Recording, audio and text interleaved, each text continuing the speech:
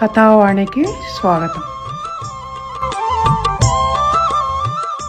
కథావాణి శ్రోతలందరికీ చెప్పాలని ఉందికి స్వాగతం. ఈనాటి అంశం సంస్కృత న్యాయములు. లోగడ మీరు తెలుగు పలుకుపళ్ళ మీద నేను సమర్పించిన ఆడియో విన్నారు కదండి. అలాంటివే ఈ న్యాయములు కూడా. కాకుంటే ఇవి సంస్కృత భాషలోనివి. పూర్తిగా అలాగే కాకపోయినా కొంతవరకు అలాంటివే. ఇవి కూడా జనం నోళ్లల్లో వాడుకలో ఉన్నవే. నానుడులు లోకోక్తులు ఎలాగో ఇవి కూడా అలాగే అయినా అన్నీ అంతగా సామాన్య జనం నోళ్లల్లో నానినవి కావు.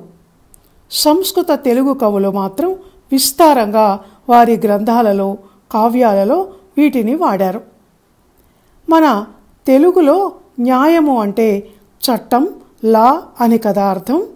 సంస్కృత న్యాయములు అంటే కొన్ని పలుకుబడులుగా, కొన్ని సామెతలుగా అనిపించే లోకోక్తులు. శ్రీ నాళం కృష్ణారావు గారు అనేవారు అనేక సంస్కృత న్యాయములను నానా ప్రయాసల కోర్చి దీర్ఘకాలం శ్రమించి సేకరించారు. వారు సేకరించిన వాటిని శ్రీ కూచిపట్ల ప్రభాకర శాస్త్రి గారు పుస్తక రూపంలో ప్రచురించారు. కనుక ఈ సందర్భంలో వారిద్దరినీ తలుచుకోవటం న్యాయం. ఈ సంస్కృత న్యాయములు సంస్కృత భాష తెలిసిన వాళ్ళకే కాదు, మన తెలుగు భాష తెలిసిన వాళ్లకు కూడా చిరపరిచితమైనవి. ఎందుకంటే వీటికి తెలుగు రూపం తెచ్చి చాలామంది తెలుగు కవులు వాళ్ళ రచనల్లో వాడుకోవటమే కాక సామాన్య జనం కూడా వాళ్ళ సంభాషణల్లో వీటిని వాడారు.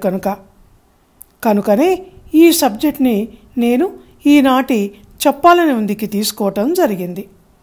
ఉదాహరణలను నేను వివరిస్తున్నప్పుడు నేను వివరించిన దానికి మీకు తెలిసిన మరికొన్నింటిని మీరు జోడించుకోవచ్చు. ఈ సంస్కృత న్యాయములు తెలుగు సామెతల్లా పూర్తి వాక్యాలు కావు. ఇందులోని విషయాలు ప్రజల అనుభవానికి సంబంధించినవి కొన్నైతే శాస్త్ర పరిజ్ఞానానికి సంబంధించినవి మరికొన్ని. భ్రాంతులు, భ్రమలు, వైరాగ్యం, వేదాంతం, కుటుంబ సంబంధి, వస్తు సంబంధి, పశుపక్ష్యాదులు, క్రిమికీటకాదులకు సంబంధించినవి, ఇలా ఎన్నో విషయాలు ఉన్నాయి ఈ సంస్కృత న్యాయములలో. వీటి ఉదాహరణలను పరిశీలించిన తర్వాత ఇక్కడ న్యాయము అంటే అర్థం ఒకదాన్ని చూసి మరొకటనుకొని భ్రమించటం లేక భ్రాంతి చెందటం, సామ్యం ఉన్న రెండింటికి పోలిక చెప్పటం, లేక ప్రకృతిలో జరిగే కొన్ని అద్భుతాలు, లోకులు అనుభవంతో చెప్పే ఉక్తులు, ఇవన్నీ కూడా సంస్కృత న్యాయాలలో ఉన్నాయి అని నాకు అనిపించింది.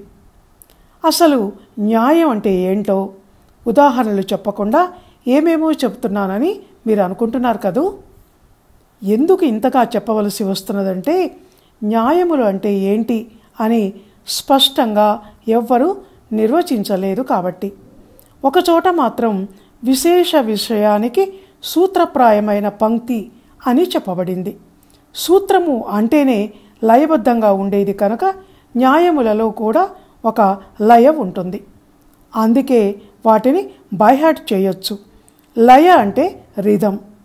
వచనంలో అంటే ప్రోజ్లో ఉన్నదాన్ని 2 లైన్లు కూడా మనం బట్టి పట్టలేం. ఇక ఈ న్యాయములను సోదాహరణంగా వివరిస్తాను. తిలతండుల న్యాయము అన్న మాటను మీరు వినే ఉంటారు కదండి. తిలలు అంటే నువ్వులు, తండులములు అంటే బియ్యం. ఈ రెండింటినీ కలిపితే నల్లనల్లగా తెల్ల తెల్లగా కనిపిస్తాయి. దీన్ని ఎక్కువగా నడివయసు వాళ్ళ నరిసీనెరియను జుట్టు గురించి చెప్పేటప్పుడు తిలతండులములు రాసిపోసినట్టుంది అనో లేక ఇలాంటిదే మరేదో చెప్తారు. రజ్జు సర్ప న్యాయము అన్న మాటను కూడా మీరు వినే ఉంటారు. దీన్నే రజ్జు సర్ప భ్రాంతి అని కూడా అంటారు. రజ్జు అంటే తాడు, సర్పము అంటే పాము. మనం చీకట్లోనో గుడ్డి వెలుగులోనో నడుస్తున్నప్పుడు మన దారికి అడ్డంగా ఒక తాడు పడి ఉంటే దాన్ని చూసి పాము అనుకుంటాం కదా, దాన్ని రజ్జు సర్ప న్యాయము అంటారు.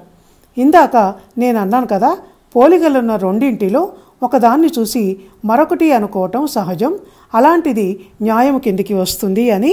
అందుకు ఇది బెస్ట్ ఎగ్జాంపుల్. ఇంకొకటి చెప్పి ఆ తర్వాత కొన్ని న్యాయముల పేర్లు మాత్రం ఇస్తాను. చూడగానే అదేమిటో మీకే అర్థమైపోతుంది. అందులో కొన్ని మనం విన్నవి చదివినవి ఉండొచ్చు, కొన్ని కొత్తవి విననివి ఉండొచ్చు. అసలు న్యాయములు అంటే ఏంటో తెలిసింది కనుక దాంతో సరిపోల్చుకొని మనం అర్థం చేసుకోగలం. మరొకటి చెప్తానన్నాను కదా, అదేమిటి అంటే భ్రమరకీటక న్యాయం. దీనికి కొంత ప్రకృతి సంబంధమైన విశేషక్రియ ఉంటుంది కనుక వివరణ అవసరం అనిపించి ఉదాహరణకి దీన్ని తీసుకున్నాను. భ్రమరము అంటే తుమ్మెద, కీటకము అంటే గొంగళి పురుగులా కనిపించే ఒక రకం ఆకుపురుగు. ఈ న్యాయం అంటే ఏంటో మనుచరిత్ర కావ్యంలో అల్లసాని పెద్దన పద్య రూపంలో చెప్పారు. అదేమిటి అంటే, కీటకము తెచ్చి భ్రమరము పాటవమున పరిభ్రమింప భ్రాంతంబై తత్కీటకము భ్రమర రూపమున్ పాటించి వహించుగాదే భయయోగమునన్. దీని వివరణ ఏమిటంటే, తుమ్మెద ఒక కీటకాన్ని కుట్టి దాన్ని తెచ్చి తన గూటిలో పెడుతుంది. దాని చుట్టూ జూంకారం చేస్తూ తిరుగుతూ ఉంటే ఆ కీటకం భయపడుతూ దాన్ని వింటూ ఆ తర్వాత ఆ శబ్దానికి అలవాటు పడిపోయి ఒక రకమైన తాదాత్మ్యాన్ని చెందుతూ క్రమక్రమంగా అది కూడా భ్రమరంగా మారిపోతుంది. దీన్ని భ్రమరకీటక న్యాయం అంటారు. ఈ న్యాయం అంటే ఏమిటో తెలియకుండానే చిన్నప్పుడు పిల్లలు ఇలాంటి ఆట ఆడుకునేవాళ్ళు.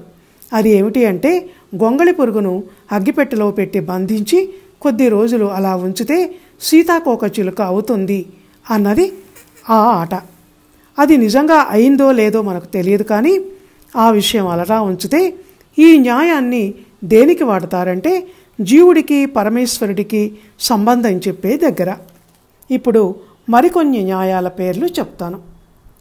కూపస్థ మండూక న్యాయము అంటే నూతిలో కప్ప, అగ్నిశలభ న్యాయము అగ్నిలో మిడత, అచలచల న్యాయము మనం ట్రైన్లో వెళ్తున్నప్పుడు చెట్లు కదులుతూ మన వెంట వస్తున్నట్టు కనిపిస్తాయి కదా, అది ఏ న్యాయము. అయస్కాంత సూచి న్యాయము, అరణ్య రుదిత న్యాయము అంటే అరణ్య రోదన, అంకుశ న్యాయము మావటివాడు ఏనుగును అంకుశంతో అదిలించటం, కరదీపిక న్యాయము, కాకతాళీయ న్యాయము, కాకపిక న్యాయము, కంటక న్యాయము అంటే ముళ్ళును ముళ్ళుతో తీయటం. గొంగళిలో కూర్చొని అన్నం తింటూ వెంట్రుకలు వచ్చాయి అని అనుకోవటం ఎందుకు అని అంటాం కదా, అది కంబళ భోజన న్యాయం. కదళీ కంటక న్యాయం అంటే అరిటాకు ముళ్ళు సామెత. ఖరాస్వ న్యాయము గుర్రాన్ని చూసి గాడిదనుకోవటం, గాడిదను చూసి గుర్రాన్ని అనుకోవటం. గగన కుసుమ న్యాయము అంటే అందనిది అని. చర్విత చర్వణ న్యాయము చెప్పిందే చెప్పటం. తంతు న్యాయము అంటే నూలు పోగులన్నీ కలిసి వస్త్రం అవటం. పురాణ వైరాగ్య న్యాయము, శ్మశాన వైరాగ్య న్యాయము, ప్రసూతి వైరాగ్య న్యాయము. ఖండిత శాఖ న్యాయము అంటే కూర్చున్న కొమ్మనే నరుక్కోవటం. అతి పరిచయ న్యాయం అంటే చదవేస్తే ఉన్నమతి పోయింది అంటాం కదా, అలాంటిది. చాలా సంస్కృత న్యాయాలు ఇలా తెలుగు సామెతలను పోలి ఉంటాయి. మృగతృష్ణ న్యాయము, బదిర శంఖ న్యాయము చెవిటివాడి ముందు శంఖం ఊదటం.